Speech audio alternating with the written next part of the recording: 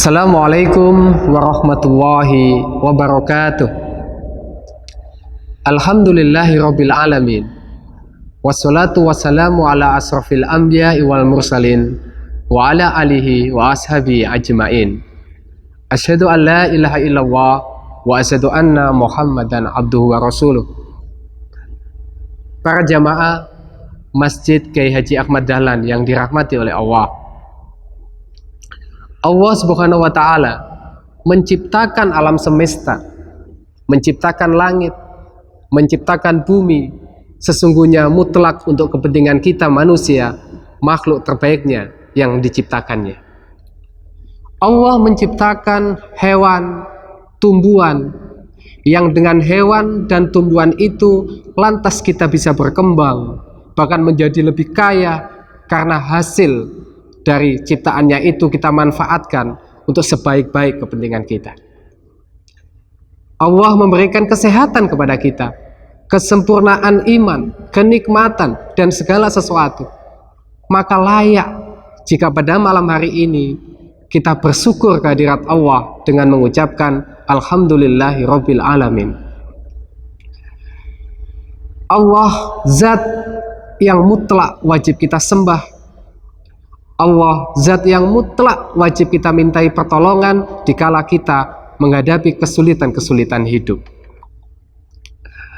Kalau saya analogikan, tingkat kemutlakan menghamba kepada Allah itu sama seperti kita bayangkan orang tua kita. Bapak, ibu kita merawat anaknya semenjak kecil hingga dewasa. Ketika anak itu sakit, yang namanya orang tua berusaha mati-matian untuk menyembuhkannya, mengobatkannya agar diberi kesembuhan. Ketika dia menangis, orang tua akan bersusah payah mendiamkan anaknya dengan membujuk dan merayunya.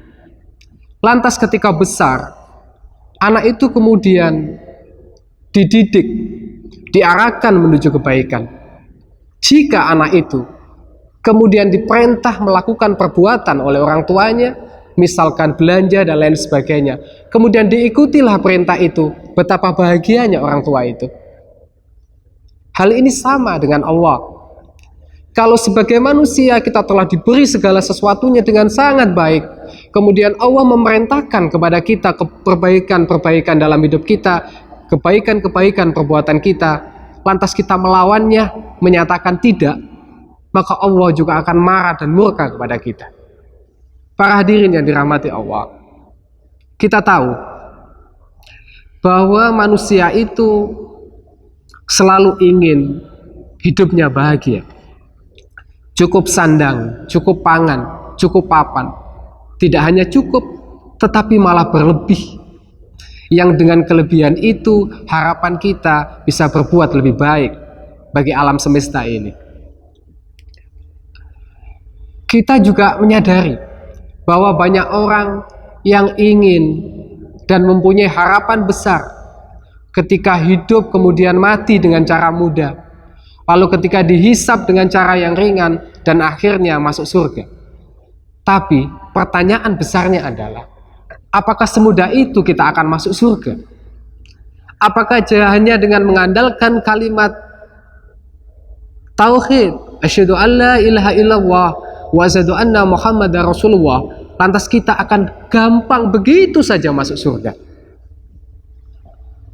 Allah melalui firman-Nya dalam surat Ali Imran ayat 142 barangkali akan menjadi fokus kita pada malam hari ini untuk sedikit berintrospeksi diri.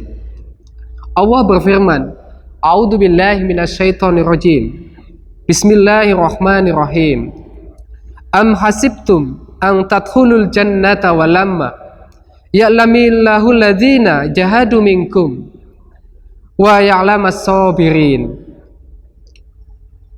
Apakah kamu mengira bahwa kamu akan masuk surga, padahal belum nyata bagi Allah orang-orang yang berjihad, dan juga belum nyata bagi Allah orang-orang yang bersabar? Syaukani dan Al-Alusi menyatakan bahwa ayat ini termasuk jenis kalimat tanya berbentuk pengingkaran. Syaukani menyatakan ayat ini mengandung makna bahwa kita tidak semestinya mengira akan masuk surga dan memperoleh kenikmatan-kenikmatan di dalamnya jika kita tidak mampu melakukan jihad dan tidak mampu melakukan sabar dalam hidup kita. Lebih lanjut, Ibnu Katsir pernah menyatakan ayat ini dengan sebuah ungkapan, kalian tidak akan dapat masuk surga hingga kalian akan diuji oleh Allah dan lolos dari ujian itu sebagai hamba yang betul-betul terbukti mampu berjihad di jalan Allah dan mampu bersabar. Para hadirin sekalian, coba kita tengok contoh-contoh yang telah dilakukan oleh sahabat-sahabat terdahulu, bagaimana mereka menyatakan bentuk jihad dan juga menyatakan bentuk sabarnya. Kita lihat sahabat Abu Bakar As-Siddiq. Andai kata Abu Bakar As-Siddiq masuk ke dalam surganya Allah, sangatlah pantas. Berapa banyak harta yang dimilikinya kemudian digunakan untuk berjuang di jalan Allah, membebaskan para budak di tengah kesulitan masyarakat Islam saat itu. Kita lihat Umar bin Khattab berjuang dengan kekuatan tenaga dan pemikirannya untuk mampu memimpin masyarakat Islam menuju kejayaannya. Kita lihat Bilal bin Rabah berjihad mati-matian menerima siksaan oleh kalangan kafir Quraisy, tetapi kalimat la ilaha illallah tetap dipertahankannya. Jadi pada hakikatnya jihad kita dituntut oleh Allah. Bagaimana dengan kita? Sejauh mana perjuangan yang kita lakukan untuk berjuang, untuk menegakkan li'illah li kalimatillah? Apakah kita hanya sekedar berjihad dalam bentuk kecil-kecil yang remeh-temeh, yang belum tentu mampu mengangkat kita menuju surganya dan pantas diterima oleh surganya Allah? Yang kedua, kita wajib untuk bersabar atas keputusan-keputusan yang ditimpakan Allah kepada kita. Bersabar dalam rangka menghadapi ujian Allah, bersabar dalam rangka memenuhi perintah Allah, dan bersabar ketika kita diuji dengan musibah-musibah oleh Allah. Pertanyaannya juga, kita lihat Rasulullah sangat bersabar. Bahkan ketika suatu ketika harus berdakwah ke masyarakat Taif, lalu kemudian dilempar dengan batu, Nabi hanya mendoakan, tidak marah sedikit pun. Kesabarannya sungguh luar biasa. Lantas bagaimana dengan kita? Apakah kita mampu bersabar sebagaimana Rasulullah?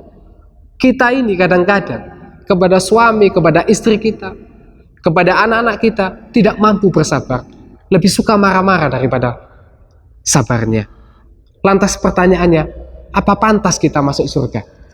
Jika demikian, para hadirin sekalian, akhirnya mari kita berusaha untuk berjihad di jalan Allah dengan semampu kita, dan juga berusaha untuk selalu bersabar menghadapi apapun yang telah diputuskan oleh Allah. Percayalah, apapun yang terjadi sesungguhnya sudah dalam desain Allah, dan Allah pasti akan menunjukkan jalan keluar agar kita mampu menyelesaikan semua masalah-masalah ini. Demikian sedikit yang bisa saya sampaikan, mudah-mudahan bermanfaat. Mari kita berdoa semoga Ramadan kali ini bisa lebih baik daripada Ramadan-Ramadan kita yang telah kita lakukan. Wabillahi taufiq wal hidayah. Wassalamualaikum warahmatullahi wabarakatuh.